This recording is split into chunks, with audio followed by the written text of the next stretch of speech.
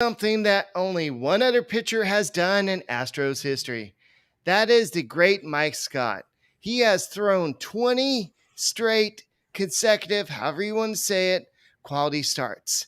In this day and age where you have managers that don't leave their starters in that long, for him to do this, where there's a DH in the league, I know both leagues have the DH now, but for this to happen, props to Framber Valdez. Now, can he set a new franchise record with his next start with 21 straight? We'll talk about this. We'll talk about the game versus White Sox on more on this edition of the Locked On Astros podcast.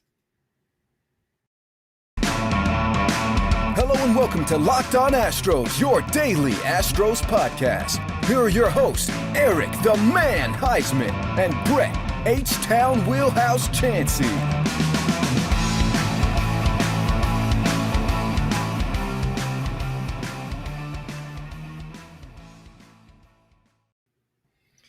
We are Locked On Houston Astros, and we hope that you join us for a daily Locked On Astros podcast. My name is Eric Huysman. You can find me on Twitter at Eric Talk Stros. Find the show at Locked On Astros, your team every day.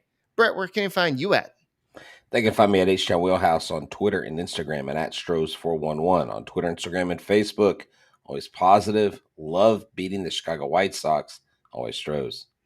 Thank you guys for making us your first listen every day, whether it's on YouTube. Keep on subscribing. Our numbers keep on going up. Give us a like on YouTube and tell a friend about us, and just keep the word spreading and make us your first listen on your way to work. We are on Apple, Odyssey, Spotify, wherever you listen to your podcasts. Listen to us.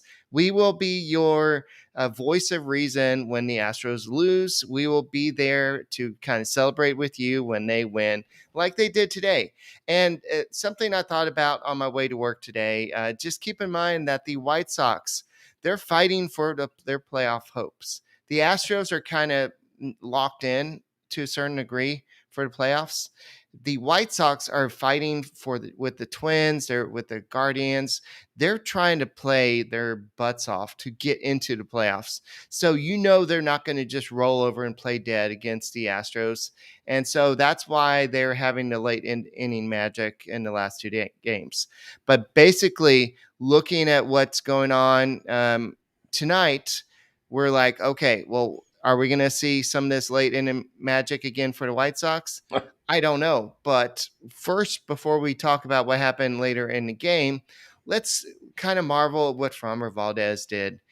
7 innings, 7 hits, 2 earned runs. He did walk 3 batters, 6 strikeouts. His ERA is down to 2.72. He has done something that only the great Mike Scott has done in Astros history.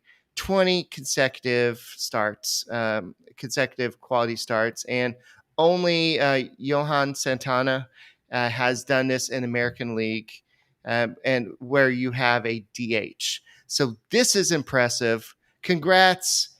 Hopefully he makes it to 21.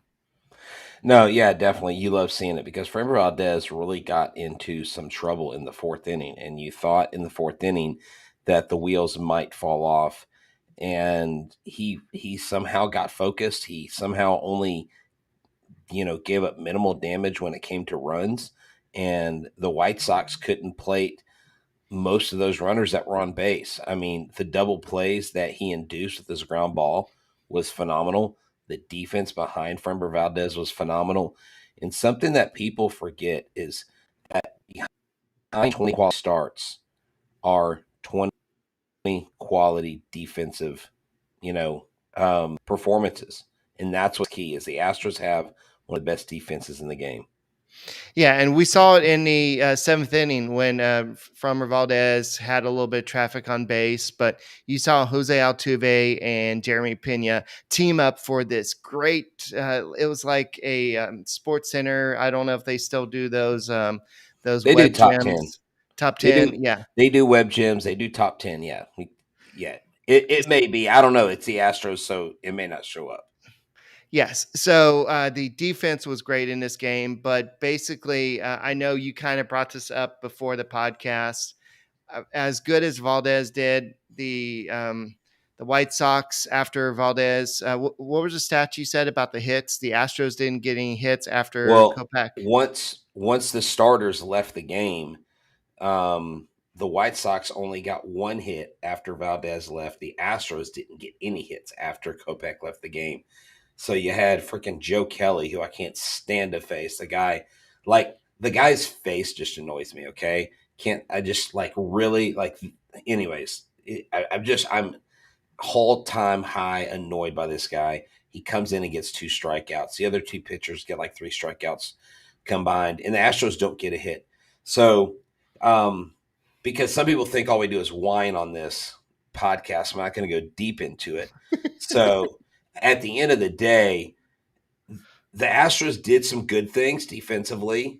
They need to score more than 3 runs. When they play other teams that are better, like the Braves, or when they're in the playoffs, they're going to have to put across more than 3 runs. You've got to put more than 1 or 2 runs or 3 runs in the first 2 or 3 innings when it comes playoff time. You got time to work those things out, And I would have liked to give more insurance to Framber. I literally thought Yoan Moncada was going to be a spoiler 3rd night in a row. And if so, I was going to sell all of my Yoan Moncada baseball cards for a penny on eBay because I'm so sick of seeing that guy get really good at bats against us. I believe that I think it was Stanek who was facing him, and he kind of threw a ball inside, and he kind of got decked, and he went to the ground. Well, that slider got away from him, and it All right. almost hit his back foot. It was a back foot slider, and it almost hit him. And yeah, I dude, wasn't. Stanek. Yeah, I wasn't sad about that. No, Stanek was manning up. He was freaking baseball Jesus on the mound today. I love that guy. I love his fire. I love his competitiveness. And there's no person that I trust more in the late innings on the mound than Ryan Stanek going into the postseason. Yeah, so we actually had a Stanek sighting, by the way, especially after Dusty Baker, and I think he was getting Montero and Stanek confused. But in one of the meetings or one of the press conferences, I believe he said something like, "Well, yeah, we use Stanek in back-to-back days, but he hasn't been used in a little bit." So it was just he hasn't been used, and I believe the other day he said that he wasn't available. So where has Stanek been? But we saw Well, him today, and he looked pretty good. and they explained that. So James Click used the term he got too heated. And I was listening to his interview on 790 after it had played. I didn't listen this morning. I listened to the playback. And when they use the term heated in baseball, that is a pitcher that gets up, gets prepared to go into a game, either goes into a game or gets warmed up and everything, but doesn't actually go in. And apparently he had gotten heated too many times consecutively, where they say when a pitcher's body gets into that mode, it's almost like going out there on the mound and performing. Now, to a common person like me, I'm like, well, he didn't pitch, so why did he, not have the energy to? Apparently, that's this whole ramp up process that especially someone like him goes through. And so that's why they didn't put him out there. So there was actual baseball reasoning why he wasn't there.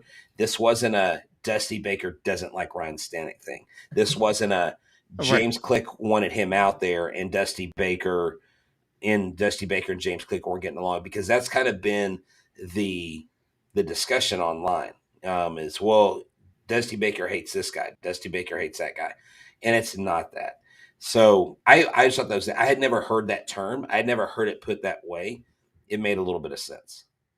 Yeah, and I think that's what he meant too, was the whole coming up and everything. So I agree with you there. And somebody, Clayton, said, "Did we already miss the Hooters live broadcast with Locked On Astros?" Yes, we did. Yes, you did.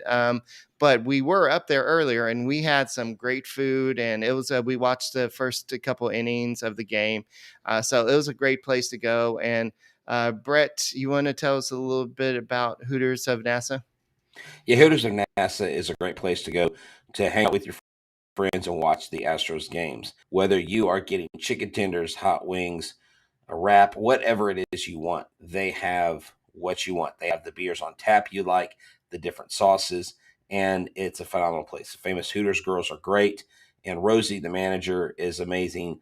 She's been wearing black socks since 2005. You can ask her why when you get there. I'm pretty sure you can assume why, and it has something to do with this series and that year. We won't go into that. We won't go into the details. But what is great is they support this team so well. They're going to take a trip in October, a bus trip where they feed you before, you get drinks there, you get the game ticket, and they feed you on the way back. It's a package deal. Ask her about the bus trip. Don't forget about Thursdays. That's they drink specials all day, and Monday through Friday from 3 to 6. It's the Happy Owl specials.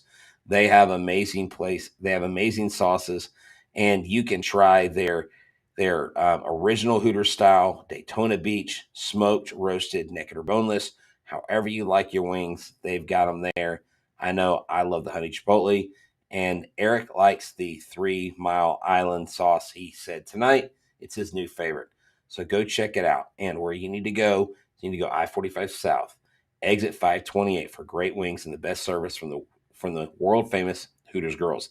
That's right. They're conveniently located in the NASA Shopping Center, Baybrook Mall in Webster. Come see them for lunch, after work, or for dinner to celebrate an upcoming special occasion. That's 20796 Gulf Freeway at Hooters NASA. Tell them Locked On Astros sent you. All right. So the big news of the day, I know that we had Aledmys Diaz leave the game yesterday with a little groin tightness.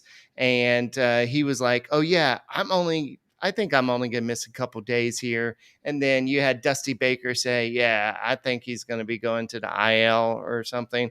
So in the little power struggle there, apparently Dusty Baker won that little discussion there. And so you have Aledmys Diaz going to the IL, and we don't know exactly for how long. Dusty Baker said before today's game, he said that you never know with these injuries, especially you don't know when it's in a groin injury. That's the center of everything: running, throwing, hitting. I'm just hoping that we caught it before it got too serious. So Aledmys Diaz is heading back to Houston to get some tests going. And Dusty Baker didn't have too much more of a timeline. But we have J.J. Matijevic coming back to Houston to play with the Astros. He did make it back to Chicago before the game. He slashed 189, 246, 340 with 2 homers, 4 RBIs, and 53 at-bats with the Astros this season. With the Space Cowboys, he's batted 289, 12 home runs, and 39 RBIs with AAA this year. So this is a guy who's probably best at first base. He can probably play left field. So what does that mean? Hold on. So we're bringing up a guy. We're bringing up a guy that's going to take more time from Trey Mancini. Yeah. I really hope. I really hope that JJ Matijevic, no offense, JJ, but he has no business getting starts over Trey Mancini at all. I don't think that's the purpose. He needs to be a pinch hitter or a pinch runner. No offense to JJ. Trey Mancini needs to get in a groove. And, James Click was asked about that. Why hasn't he been played more? He's an everyday player. Why is he not an everyday player? And there's just some tricky things going on with that. And I just, like, at the end of the day, how is Mancini ever going to get in a groove if he's not in there every single day? I mean, his average is dropping. He's hitting like 234 with the Astros right now. He's not even hitting well. He's not getting in the game every day. So that's got to play on his psyche a little bit. At the end of the day, why did I trade for a guy that I'm not going to properly utilize the way he's best utilized, the way he feels most comfortable? Things like that, I question. So Baker did kind of suggest that Yuli Gurriel may get some pregame workout at third base. He's played third base before. That makes total sense. Right. Why not? Right. So this may be an effort to maybe give Alex Bregman a day off. And plus you need somebody to play third base because Aledmys Diaz was your backup third baseman. Well, I mean, Alex Bregman's hot. So why would you let him keep playing? Right. He's hot. But you still need to give him a day off. You can't run him to the ground. I'm joking, but he's hot. So let's sit him. Oh, okay. Yeah. Oh, you're going with it. Okay. I see what you're doing. Hey, don't act like, look, on Twitter, don't come at me and act like I'm the only one saying this stuff, okay? I'm partially joking, but I'm also partially being serious. Don't act like this is a thing. Like, bro, you just got 3 hits and a home run. You know what? You deserve the day off. What? Anyways, I digress. Sorry. All right. So expect to see a lot more of your boy, Chaz McCormick, in left field. That's right, ladies and gentlemen. Chaz McCormick will be playing a lot more left field. If you expect to see Alvarez and Mancini out there, that's only going to be when you see a ground ball pitcher out there. So don't expect to see a lot more of them out there. So we'll see what happens. So wait, I thought they were tooling Mancini up to play left field. Yeah, but I don't think I think they're gonna be out there every so often with the ground ball pitchers. Maybe who did he play out there? Was it Urquidy he was out there with the other day? Yeah. Okay. Look, let me just make sure this doesn't get lost in translation, okay? I'm not saying that I'm not doing this to hate on Dusty, okay? It just there are just some things and some moves that I question it. Maybe it's because I don't understand the full process. Maybe it's because I don't understand how they evaluate things. I'm not on the staff. I'm not there every day, day in out in the clubhouse. I'm just saying the optics of it as an observer, as a fan. It just, you would think that someone like Mancini would, if you're gonna work him in left field, freaking start the guy in left field. Don't put him at DH. He's been working in left field. He's going to get left field work. Oh, but you know what? We're only going to play left field in practice. I just, there are just things, again, that I don't understand. And that's why I ask questions. All right, so the Yankees lost again, so that's good. So I believe our lead is up to 3.5 games over the Yankees for the AL supremacy. And I do want to point out that JJ Madajevic can play left field. His just best position is first base. So that kind of closes that topic. So we'll see how long Aledmys Diaz is going to be out on the shelf, but. Going back to Framber Valdez, he does have the 20 consecutive starts. We talked about how he tied Mike Scott. Here are some other people who he's actually tied this with. Greg Maddux in 1993 to 94 had 20 straight consecutive starts. Then Greg Maddux again in 1997 to 98 had 21. That was in 2 seasons. So I guess they bridged that. Then you had Santana in 2004, had 21 consecutive quality starts. And then in 2005, Chris Carpenter, remember him? He had 22 consecutive quality starts. Jake Arrieta had in between 2015 and 16 had 24. And Jacob DeGrom, I believe in 2018 had 24, but between 2018 and 2019, he had 26 straight consecutive starts. So Jacob DeGrom is a beast. And so, Yeah, Jacob DeGrom is very good. He's one of the best pitchers. He's probably one of the top 3 pitchers in the game, hands down. And that's the matchup I still think we're going to see, the Astros and Mets. And gosh, if DeGrom is dealing, it's gonna be something else when DeGrom and Verlander square off against each other. It's just gonna be a phenomenal matchup. I can't wait for that to happen. And that's what we have to remember. These things are leading up to the postseason. We're getting ready oh, for the postseason. oh, I the think, Yankee game. Eric. I thought the game was over. Oh, I'm Oh, not in. I'm not in. I could care less about the Yankees right now. okay. I thought the game was over. Sorry, my bad. Oh, well, okay, my bad. Well, hold on. Sorry. I'm trying to make a point here. You're having side conversations with the texters, but at the end of the day, the Astros, I believe, probably early September, mid September, you're going to see what the lineup's going to look like in the playoffs, and they're going to stick with it. But I don't think we're going to see that until then. Right. Yeah, and that's what the Astros are doing right now. They're just kind of playing with the lineup, seeing who would be the best fit, and they're going to just kind of see what the best fit. So, um, I don't know. I think that Chas McCormick, well, we saw some good hits from him today. I think he had that RBI double today, and Yeah. then you had Alvarez. We were talking when we are at Hooters earlier, and we're like, "What's going on, Alvarez?" And I knew you keep And on then asking, "What's going on? Is he healthy?" So I don't know. I don't know the answer to that. He's only had what 2 extra base hits in his past, like what 60 or 70 at bats. That's a little bit alarming. So, oh, maybe I am a fortune. I am a fortune teller. I mean, I don't think they've won the game yet, but the Rays just scored 3 runs. So there you go. You are the soothsayer against the against the New York Yankees. You yeah, know what? The bottom line is we don't care about second place because they're behind us. We look ahead. We don't drive in the rearview mirror. We look through the windshield.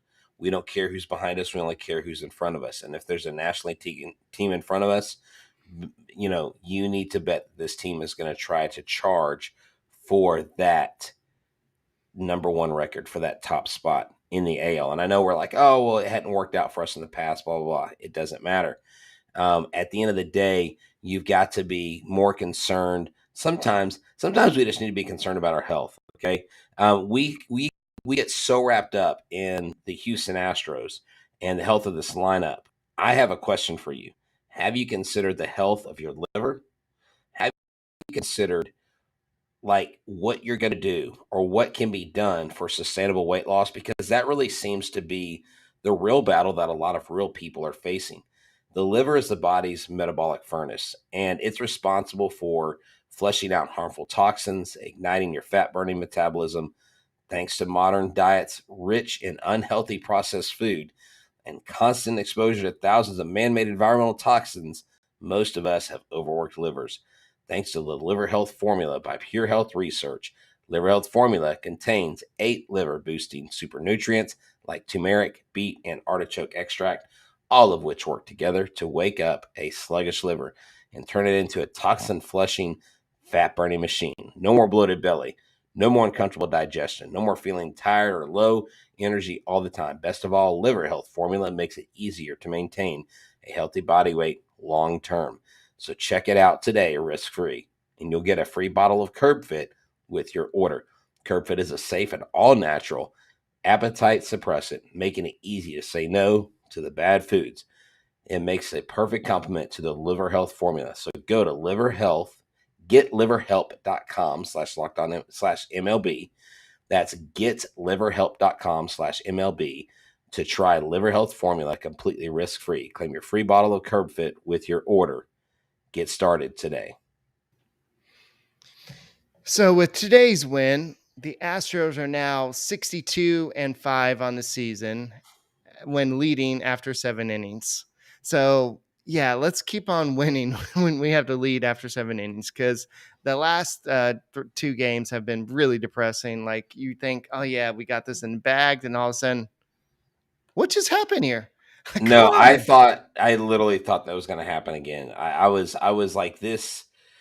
Like if that would have happened a third time, I was about to say, Eric, I'm out. I'm not even doing the podcast tonight. I was so frustrated, and it was the same guy. And I was like, if Yohan Moncada gets another hit, the baseball gods do not want us to win, and it happened to go in our favor. We have a chance to split the series. I don't have a problem with that. Speaking of baseball gods, so to speak, John Daniels. I guess the baseball gods were not happy with him because after firing Chris Woodward earlier this week, I could just imagine him being Dwight Schrute and him being called into office. Hey, you need to go fire this guy, and he's like, okay, I'll go fire him, and then he gets called into the office and be like, hey, by the way, John, you're fired as well. And so John Daniels, he's been with the Rangers for 20 years, atop the Rangers baseball operations. And he was fired today. They basically said the reasoning why they decided to make both these moves were the Rangers are a bad team. They've been a bad team, and they want to make a change. And so this is coming from basically the ownership of the Rangers. You go out and Okay. spend all of this money to get 2 of the best players in the game, and then go get John Gray, and you spent all this money, and then it's the owner, I mean, it's the president and then the manager's fault. I just really don't like. Yeah, I don't understand that statement. But then again, as an owner, you're not going to come out every year and say our team sucks, our team's bad. You're going to hold the line. You're going to give the guy a chance to make a difference. And Daniels clearly wasn't cutting it. So while the Rangers had an amazing draft, they've got really good prospects. They don't have anybody at the helm. So there's a bit of they don't really know what direction they're going. Now I think Chris Young probably gets elevated in this and becomes a major player, and he probably is the guy that's going to turn the Rangers around. A former player, very well respected in the clubhouse, very well respected across the league. I think that's an admirable hire, and I think they stay in house with that. So who knows? Maybe that goes along with the Rangers finding success down the road, because like Billy Bean said in Moneyball, if you try to beat the Yankees in here, you're going to get beat by the Yankees out there. Talking about when the Yankees were the standard. If you try to beat the big clubs, the clubs with bigger salaries in the meeting room, and you go out there, you're going to get beat by them. And I think they're starting to see that with these kids coming up. You're going to see a little bit of a shift. And like I said, I still think it's going to be the Astros for a while. The Rangers are going to be the first team that really threatens the Astros. I mean, all this talk about Seattle, they're still double digits behind the Astros. They can't catch them to save their life, and they keep winning games, but they're so far behind. So at the end of the day, you hate to see it for an organization. I don't mind that it's the Rangers, but things will turn around at some point. They can't stay bad all the time. I mean, Right. there's only one Cleveland Browns team in the world. They're not the Cleveland Browns of the MLB, but it's just they just haven't made good moves. They haven't made solid moves from the top down. All right. So I don't think you've seen this list. The updated top 30 for the Astros MLB Pipeline was released today. And I want to get your opinion. Where do you think that Drew Gilbert was placed at? Don't look. I want you to tell me. Where was he placed at as Yeah. top prospect for the Astros? I think he Yes. was placed number 3.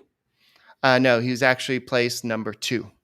So it's Hunter Brown, Drew Gilbert, Yainer Diaz, Pedro Leon, and Colin Barber. So Oh yeah, Diaz is yeah, rising up the ranks. yeah. I mean, they've got some studs. We are going to have a very fun spring training. It's going to be neat to see who comes out, who's going to actually compete in the 2023 season. From what I understood, a lot of people wanted Diaz at the trade deadline, so that's why some trades maybe didn't go through. So here's some players out also added to the top 30 from outside organization. Jacob Melton was drafted; he's number 6. Ryan Clifford, he was the guy that I believe they overpaid to get him to sign. Big time. Yeah. Yeah, he's number 8 in the Astros organization. Jaden Murray, I believe we're working on getting him for an interview pretty soon. He's number 13. We acquired him with the Trey Mancini trade. Andrew Taylor, he's a right-handed pitcher through the draft. He's number 17. And Michael Knorr, a right-handed pitcher, he's number 27. So Hunter Brown had another great game tonight. He pitched 6 innings, 3 hits, 2 earned runs, 2 walks, 8 strikeouts. This kid is ready. But the problem is there's no place to put him. There's literally no place to put him. No. And that's actually a good thing, guys. It's not good for Hunter Brown, but it's good for Right. you Houston Astros. Yeah, no, and I definitely see some people talking as you are about the bullpen worries, the bullpen woes. Right. Late in games, they've been giving stuff up. Give this bullpen a little bit of time, give them a little bit of room. Yeah, they haven't been great lately, but for the most part, They're tired. they have been. They've They been have overused. been. They have been overused, but they've been great for a majority of the season. And so, at the end of the day, Apparently, the Yankees win on it had to be a grand slam, a walk-off grand slam. Eric, your words didn't work. Well, A walk-off it, grand it slam. doesn't show it on my side yet, but apparently it's a walk-off grand slam. The Astros know that all too well after what happened. In fact, one of those wins the Yankees have. So, anyway, oh well. So who cares? Josh Donaldson had a walk-off grand slam. Someone said Eric jinx. Eric, Anyway, no. Eric did a Brian McTaggart jinx. I'm joking. yeah. We had to give tags a credit on that. Well, congrats to the Yankees. They stay 2.5 games behind the Astros for now. So still, they're still behind the Astros, so it doesn't really matter at this point. I think the Astros are still the much better team. So, just to kind of close out the show, I know everybody's worried about what Alvarez is doing, but Alex Bregman is heating up, and I'm excited to see what he can do in playoffs. And I'm excited about this team. I mean, I know they've kind of hit a little rough patch. We have a day game tomorrow, and you have an interesting matchup with Luis Garcia and versus Lucas Giolito. I know Giolito has a 4.92 ERA, but he has 9 wins. So Garcia has 9 wins with a 4.03 ERA. So we'll see who does the best. I know that a lot of the White Sox players have not really faced Garcia that much. I think 4 of them have 3 bats against him. Most of them are batting. They have 1 hit against him. Everybody else hasn't really faced him that much. So let's see. Bregman has a home run against Giolito. You also have Yuli with a home run, and Trey Mancini has a home run as well. So the Astros need to just split the series and then move on, and just not worry about the first 2 games. Just let it slide off your back and just stay focused on winning the AL. Try to stay ahead of the Mets, the Braves, all the other teams, because I don't know if they're going to be able to catch the Dodgers in terms of best record. So, any Right. closing thought, Brett?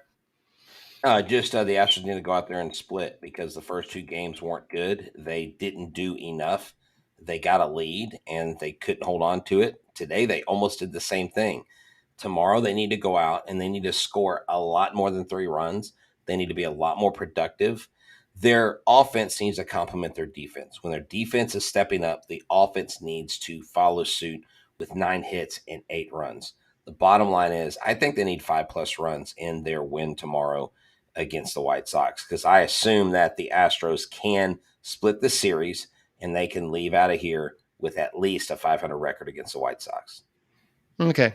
All right. So that's all we got for this edition of the Locked On Astros podcast. Thank you for subscribing to us. Thank you for joining us. And we love you all, and keep on watching the show and keep on telling everybody about us, and make us your first listen every day. And go Stros. This is a great team, the best in the American League. And we'll see what October has to bring us.